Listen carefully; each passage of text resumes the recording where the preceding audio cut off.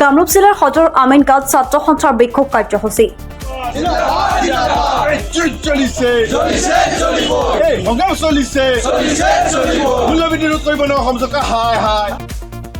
সদৰ অসম ছাত্ৰ সন্থাৰ আহ্বান ক্ৰমে কামৰূপ জিলাৰ সদৰ আমিনগাঁৱত তীব্ৰ প্ৰতিবাদ ছাত্ৰকৰ্মীৰ।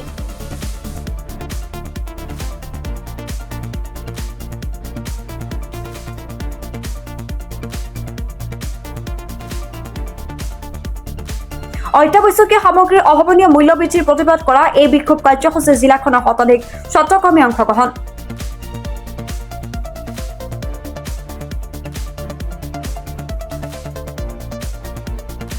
যোগান মন্ত্ৰী হাই হাই, অসম চৰকাৰ হাই হাই, মূল্য বৃদ্ধি ৰোধ কৰক শ্লোগানে উত্তাল কামৰূপ জিলা আয়ুক্ত কাৰ্যালয় চৌহদ।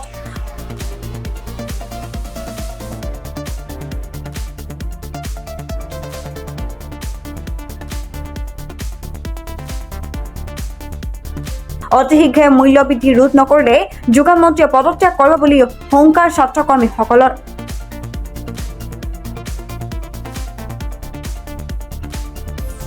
অসম ছাত্ৰ সন্থাৰ আহ্বানত সদৌ কামৰূপ জিলা ছাত্ৰ সন্থাই জিলা উপায়ুক্ত কাৰ্যালয়ৰ সন্মুখত আমি প্ৰতিবাদী সাব্যস্ত কৰিছো।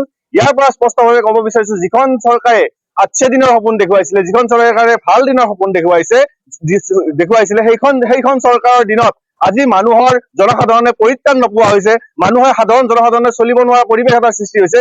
যি অভাৱনীয় হাৰত অত্যাৱশ্যকীয় সামগ্ৰীৰ মূল্য বৃদ্ধি হৈছে তাৰ প্ৰতিবাদ কৰিছো। ইয়াৰ পৰা আমি স্পষ্টভাৱে ক'ব বিচাৰিছো, যিগৰাকী যোগান মন্ত্ৰী সৰ্বকালৰ সৰ্বশ্ৰেষ্ঠ এগৰাকী ব্যৰ্থ যোগান মন্ত্ৰী এগৰাকীক আমি ধিক্কাৰ জনাইছো। কেৱল শৰীৰ চৰ্চাত ব্যস্ত থাকিলে নহব, এচি ৰুমত বহি থাকিলে যোগান বিভাগটো তেওঁ সামৰি লাগিলে নহব। বজাৰ ঘূৰি তেওঁলোকে যিবিলাক মধ্যমীয়া যিবিলাক মানুহ আছে, মানুহৰ তেওঁলোকে খবৰ লওক, তেওঁলোকে কেনেকে চলিছে, সাধাৰণ জনসাধাৰণ কেনেকে চলিছে খবৰ নলকে অকল এচি ৰুমত বহি কেৱল নিজৰ শৰীৰ চৰ্চাটো তেওঁলোকে ব্যস্ত থাকিলে নহব।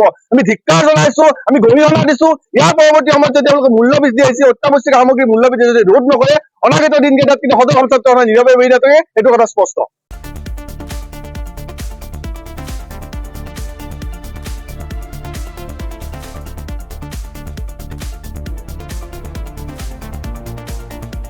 চাংখাৰীৰ পৰা খৰ্গেশ্বৰ নাথৰ report, plateau time digital.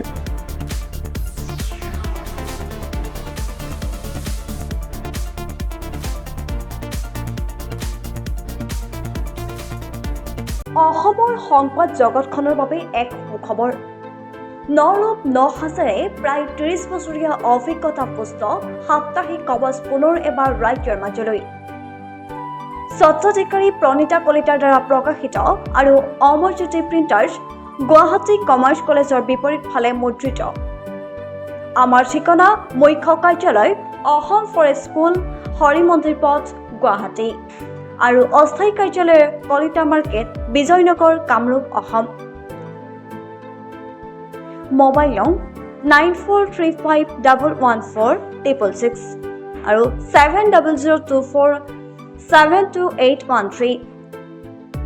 Mail ID প্ৰভাতী অসম